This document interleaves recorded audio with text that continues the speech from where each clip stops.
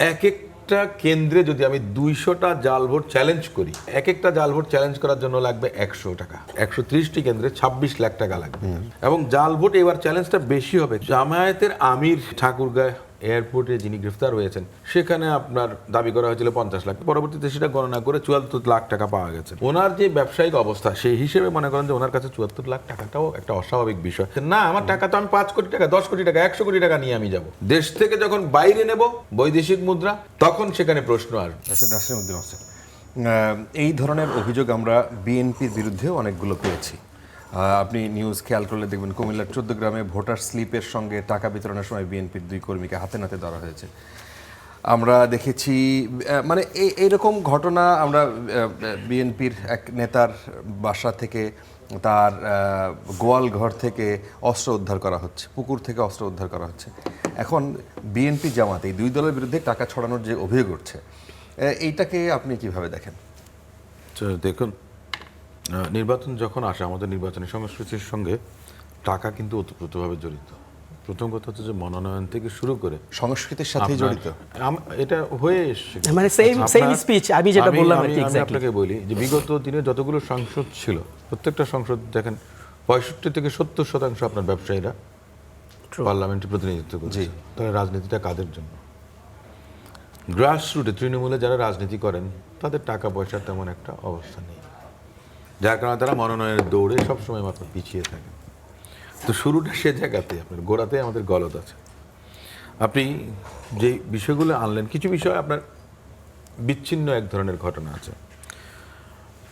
আমি একটু প্রথমে বলে নিই, মঞ্জুর হাসান মুন্সি যিনি কুমিল্লার, তিনি কিন্তু বিএনপির প্রার্থী নয়। আমাদের তাহসিন রিয়াজ উনি যে কথাটা বললেন যে বিএনপির প্রার্থী, উনি বিএনপির প্রার্থী নন। প্রার্থী ছিলেন, ওটাই বুঝিয়েছি, বাতিল হয়েছে, সর্বশেষ তিনি বিএনপির প্রার্থী নন। সে জায়গাতে হাসনাত আব্দুল্লাহ আপনার 11 দলীয় জোটের প্রার্থী। জি, মঞ্জুর হাসান মুন্সিকে বহিষ্কার করাতে হাসনাত আব্দুল্লাহর জন্য আরো বেশি ভালো হয়েছে। কিন্তু বিএনপির যে ফেয়ারনেস, ট্রান্সপারেন্ট একটা আপত্তিকর বক্তব্য রেখেছেন, সঙ্গে সঙ্গে তাকে বহিষ্কার করেছে। এটাকে সাধুবাদ জানানো উচিত, এটাকে নেগেটিভলি উপস্থাপন করা উচিত না। দ্বিতীয় বিষয়টি যে প্রার্থী লক্ষ্মীপুরে যে তার সঙ্গে পাওয়া গেছে, এটা ঠিক না। এটা তার একজন নির্বাচনী এজেন্ট, কৃষক দলের একজন নেতা, তার গাড়িতে পাওয়া গেছে। এবং যিনি নির্বাচন করছেন তিনি আমার বন্ধু শহীদুদ্দিন চৌধুরী আইনি, তার সঙ্গে আমার কথা হয়েছে। তার সেখানে 130টি কেন্দ্র আছে। 130টি কেন্দ্রে তার 869টি বুথ আছে। 869টি বুথ মানে আপনার 8 দুগুণে 1600, 1700 মিনিমাম এজেন্ট তার লাগে। এজেন্টের খাবারের খরচটা দিতে হয়। এক একটা কেন্দ্রে যদি আমি 200টা জাল ভোট চ্যালেঞ্জ করি, তাহলে এক একটা জাল ভোট চ্যালেঞ্জ করার জন্য লাগবে 100 টাকা। তার 130টি কেন্দ্রে যদি আপনার 100 টাকা করে এই করা হয়, তাহলে চ্যালেঞ্জ করতে লাগবে টোটাল 130টি কেন্দ্রে 26 লাখ টাকা লাগবে। এই টাকাটা কিন্তু নির্বাচন খরচ বহির্ভূত টাকা কিন্তু, কারণ নির্বাচনে একজন প্রার্থী তার কত টাকা খরচ করলেন সেটা সে পরবর্তীতে দেবেন। কিন্তু জাল ভোট চ্যালেঞ্জ করা, এবং জাল ভোট এবার চ্যালেঞ্জটা বেশি হবে। কেন হবে দেখেন, বাংলাদেশে যে ফেসিস আওয়ামী লীগ, যে তাদের মধ্যে যা মনে করেন যে যারা দাগী অপরাধী, লুটেরা, আপনার হত্যা, গুম, খুনের সঙ্গে জড়িত ছিলেন, অত্যাচার, নির্যাতন, জুলুম করেছেন, তারা ভোট কেন্দ্রে আসবেন না। কিন্তু তাদের অনেক সাধারণ সমর্থকরা আসবেন।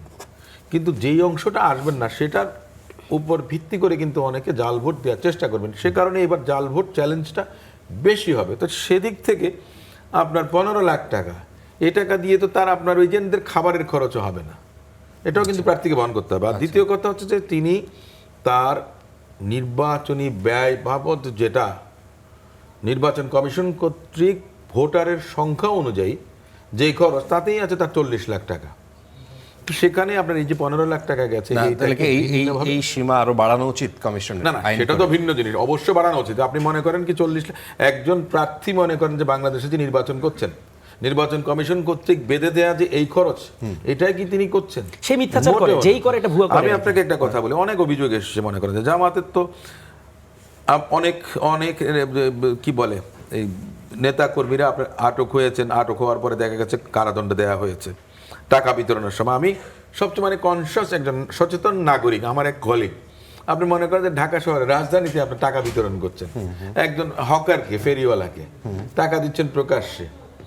তো এটা তো আপনার মানুষের মাঝে একটা বিরূপ প্রভাব ফেলবে, যে আমরা যদি, যে সবচেয়ে সচেতন নাগরিকরা যদি এই সমস্ত কাজ করি। আমি বলছি যে আপনি সংখ্যার দিক থেকে যদি এই করেন, আমার কাছে দুনিয়ার হিসেব আছে যে জামাতের কর্মীকে পুলিশ ধরলো, মুচলেকায় ছেড়ে দিলেন, টাকা বিলির সময় গ্রেফতার, 2 বছরের কারাদণ্ড। এটা 1-2 জায়গাতে না, বিভিন্ন জায়গায় হয়েছে। কিন্তু আমার কথাটা হচ্ছে যে গত পরশুদিন ঠাকুরগাঁতে, নওগাঁতে ইসলামী ব্যাংক থেকে 4.5 কোটি টাকা উত্তোলনের একটা বিষয় এসেছিল। সেটা যখন একজন প্রার্থী আপত্তি দিলেন যে সামনে আপনার 4 দিন নির্বাচনের জন্য বন্ধ থাকবে, তাহলে এত টাকা কেন লাগবে, যে কোনো কারণে হোক, ব্যাংক সেটা পরবর্তীতে স্টপ করেছেন। আচ্ছা, তাহলে সেখানেও একটা সন্দেহের উদ্রেক থেকে যায়। জামায়াতের আমির যে ঠাকুরগাঁও এয়ারপোর্টে যিনি গ্রেফতার হয়েছেন, সেখানে আপনার দাবি করা হয়েছিল 50 লাখ, উনি কিন্তু বলেছেন না 50-এর বেশি আছে ওনার, এবং সব পরবর্তীতে সেটা গণনা করে 74 লাখ টাকা পাওয়া গেছে।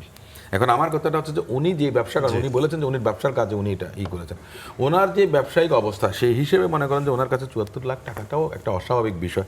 আর এই বন্ধের মধ্যে এত লেনদেনের বিষয়টা আসে কোথার থেকে? তার মধ্যে কিছু বিষয় এসে আমার বন্ধু তাহসিন রিয়াজ তিনি যে বলেছেন যে সিভিল এভিয়েশনের একজন নির্বাহী পরিচালক তিনি যে ব্যাখ্যা দিয়েছেন, ওনার কাছে কি কেউ ব্যাখ্যা চেয়েছেন? আভ্যন্তরীণভাবে কোনো টাকা এক জায়গা থেকে আরেক জায়গায় যেতে কাস্টমসের কোনো ক্লিয়ারেন্স লাগে না। উনি উপযাচক হয়ে এই যে ব্যাখ্যাটা দিলেন যে তাদের অনুমতি নিয়ে তিনি গিয়েছেন, না আমার টাকা তো আমি 5 কোটি টাকা, 10 কোটি টাকা, 100 কোটি টাকা নিয়ে আমি যাব।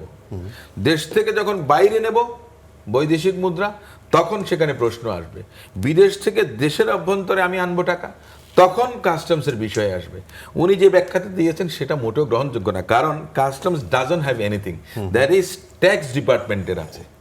আচ্ছা, সেটা হলো কখন, যখন আপনি ধরলেন যে আপনি আমাকে এটা দেখান, এটার হিসাবটা দেখান, সেটা ভিন্ন জিনিস। আচ্ছা, আচ্ছা, আমি একটা কথা বলছি, এই সমস্ত বিতর্কগুলো এগুলো এনে মনে করেন জনমনে আগামীকাল ভোটটা হবে, আমরা চাই সুষ্ঠুভাবে সবাই মনে করেন যে এখন পর্যন্ত ওরকম বড় কোনো অভিযোগ নেই, এটা সবচেয়ে স্বস্তির জায়গা।